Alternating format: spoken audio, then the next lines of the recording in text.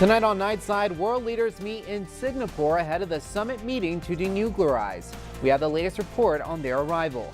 And a new addition to the city of Somerton as they celebrate their centennial year as a city. And you know, we're a week away from Father's Day, but how much will we be spending on dads? It's all that and more right now on Nightside. You're watching Nightside on KYMA News 11, where news comes first. Thanks for joining us on Nightside. I'm Dallas Ontiveros, and we begin by turning our attention on Singapore, where world leaders are meeting up days ahead of the summit meeting on denuclearization. Leaders from the United States and North Korea have arrived, and Kim Hutcherson has more on their arrival. Wheels down in Singapore. And turning over to regional news here, excessive police force caught on camera is having authorities in Arizona decide whether it was appropriate for the arrest of a 15-year-old armed robbery suspect. Body cam video from May 17th shows police arresting the teen, who officers say was cursing and throwing up gang slogans during his arrest. But look here, at one point the video shows an officer putting a foot on the suspect's neck as he is laying on the ground. And this is the second time Mesa police have been accused of excessive force in this week. And Mesa Police Chief Ramon Batista says video from both arrests, that's the video right there I was explaining, are disturbing, he says, and will not be tolerated. He also says he hired both the National Police Executive Research Forum based in Washington, D.C. and former Maricopa County Attorney Rick Romley to conduct separate, comprehensive, and fully independent investigations into the incidents and the department's policies and procedures. Clear. I'm angry and I'm deeply disappointed by what I saw in those videos. It's unacceptable and it needs to stop immediately. It's essential that when this community interacts with our officers, they are treated with the utmost professionalism. 5 officers involved have been placed on administrative leave pending the outcome of the investigation, which could take up to 4 months. And right now here in Yuma County, the Yuma County Sheriff's Office is still continuing to search for the gunman who opened fire along the West Main Canal, leaving 1 man injured. News 11's Esmeralda Cisneros has more. It's a face and a name someone has to recognize. And the conversation of suicide awareness has been across the country all this week, really due to the loss of 2 well-known people, fashion designer Kate Spade and chef and TV host Anthony Bourdain. But we want to let you know, everyone who's watching right now in the area, if there is any problem you are facing, we want you to know that you can be heard and there are places to go to. According to the Centers for Disease Control and Prevention report, they found that from 1999 to 2016, the annual rate of suicide rose by nearly 30% among Americans over the age of 10. According to the Yuma Police Department, just this year they have received about 181 calls for service regarding suicidal subjects. We're barely in June right now. And Melissa Waldrip with Community Health Associates has been a pivotal part in breaking down the stigma and domino effect linked to suicide in Yuma County. At the end of the day, we're all still with ourselves. Inside, we have our own thoughts, our own feelings. And if people have a severe depression or a severe mood problem or other multiple problems, there's, at the end of the day, after the glamour and everybody's gone home and they're with themselves or with their loved ones and they're still not feeling effective in their life or getting meaning in their life or seeing the hope,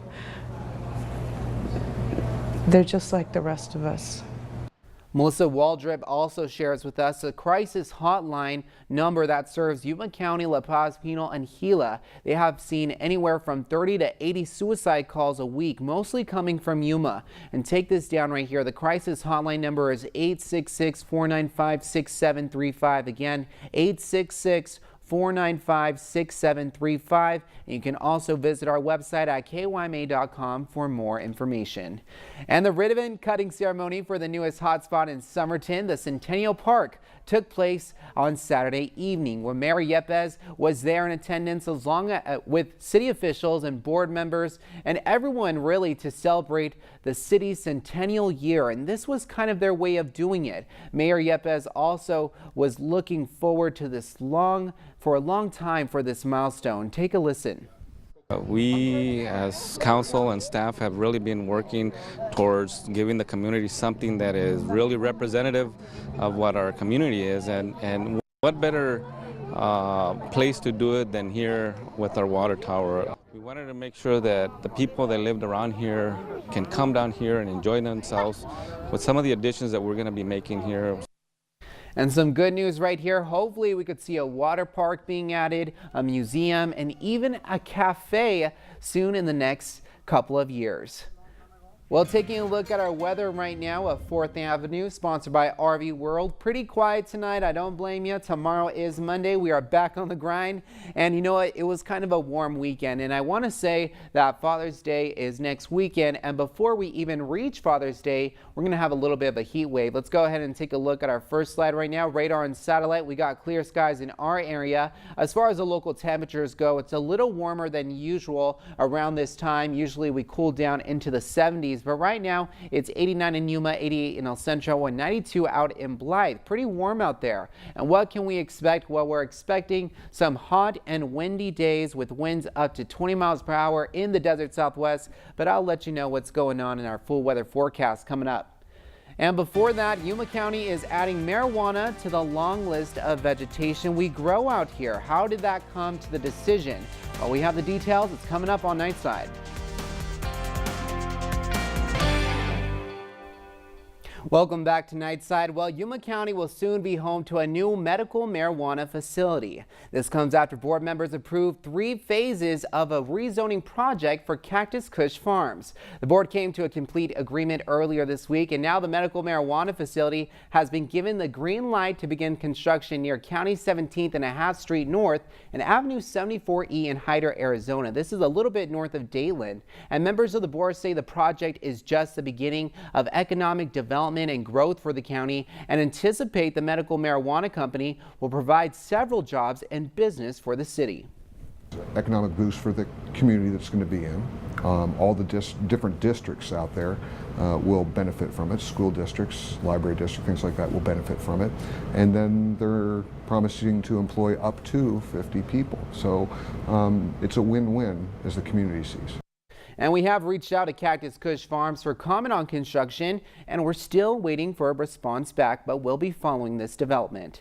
And Father's Day is just around the corner, yes, next Sunday, and that means millions of Americans will be spending a little extra money on that parent they cherish. According to the National Retail Federation, Father's Day spending is expected to reach a near record of $15.3 billion. Let me do the breakdown for you. That's about $133 per dad. But of course, this includes, special outings, clothes, gift cards, and of course, electronics, which top the list on what to get for your dad. Individual ages range from 25 to 34 years old will spend the most money on dad this year at an average of $188. But you know what? You still have plenty of time to buy something because Father's Day is next Sunday, June 17th. All right, I don't know about $188, but I'll figure it out. Well, moving on to women right here. They're carrying nearly 2/3 of the country's student loan debt. Yeah, this is about $900 million. This comes after a new report by the American Association of University Women, where women represent about 56% of individuals enrolled in American colleges and universities today. And the study also reveals that women also take on larger student loans than men. In 2016, women graduated from college owing more than $21,000 compared to men who owe about a little over $18,000. And you know what? Due to the gender pay gap, women are only able to pay off 10% of their debt each year, while men pay off 13%. Wow, an eye-opening report right there. That's why you need to vote. Midterms are right around the corner. Well, let's go ahead and take a look at our full weather forecast. Coming up on Nightside, yes, we're going to experience a little bit of a heat wave, some winds coming our way, but come Father's Day, Mother Nature is going to give us a nice gift. I'll explain. It's coming up on Nightside.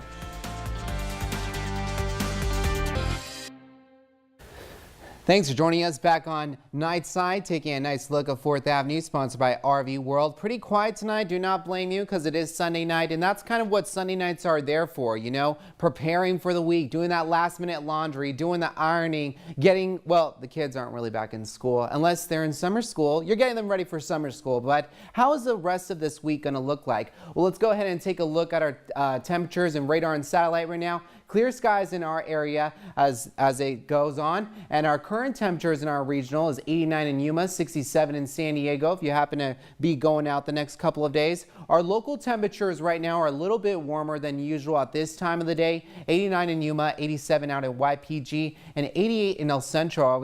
As we go into tomorrow's forecast, we are going to experience a little bit of a cool down come overnight. 74 in Yuma, 70 in El Centro, and 73 out in Blythe.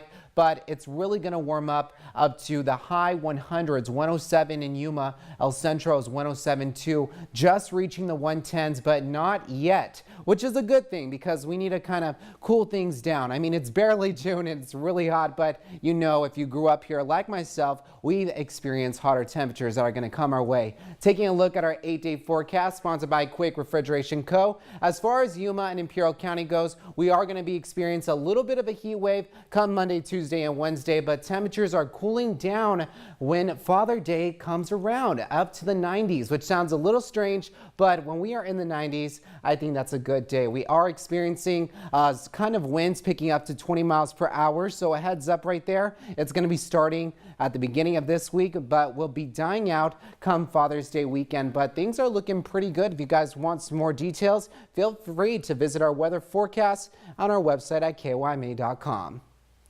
Well, coming up on sports, Jasmine Arenas is sharing a story about a local basketball team making some big moves. It's coming up on Nightside.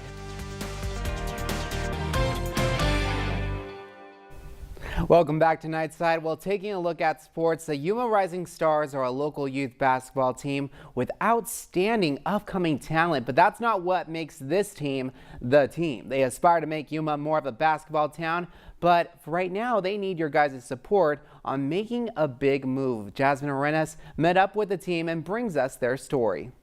1, 2, 3, start! Thanks, Jasmine. And these kids fall in the 9 to 13 age group, and most of them are preparing to start as varsity players at their prospective high school, and others are preparing themselves to make a team. But if you would like to donate, head on over to our website at kyma.com or find Jasmine Arenas on Facebook. And I want to give some special recognition to those parents and those coaches who do so much for these kids. Yes, it also takes the kids' dedication and their efforts, but you can't do it without the parental support. So I want to show some love and gratitude for those parents who are involved with their children's sports or just community sports. It's awesome. Well, coming up on Nightside, a competition between a firefighter and a 5-year-old. See who won this challenge. It's coming up on Nightside. Welcome back. Well, check this out. A 5-year-old from Georgia is blazing his own trail by challenging firefighters to see who can suit up in gear the fastest. This is Noah Hensley. He is a reigning champion of suiting up in firefighter gear. His dad said whenever they go on vacation, they stop by the local fire station to challenge a firefighter. Noah has competed in suit-up matchups in Georgia, Florida, and Tennessee. And earlier this week, he met a firefighter for a rematch in Panama City Beach. He does those too. And after he already beat him on Sunday, this is the second time he beat him. You know, no one was really surprised that Noah won again. Well, he was actually recognized with a challenge coin for rising to the occasion. His dad also says that Noah wants to be a firefighter when he grows up and has about 80 toy fire trucks. Well, you know what, Noah? That's where it starts. And if you happen to ever be in Arizona or in California, El Centro, the Imperial Valley, give us a call. We'll be out there to film the competition. All right, guys. Well, that does us for tonight on Nightside. Thank you so much for joining us, and we'll be back again tomorrow at 5, 6, and 10 with the latest coverage. Have a great night, everyone.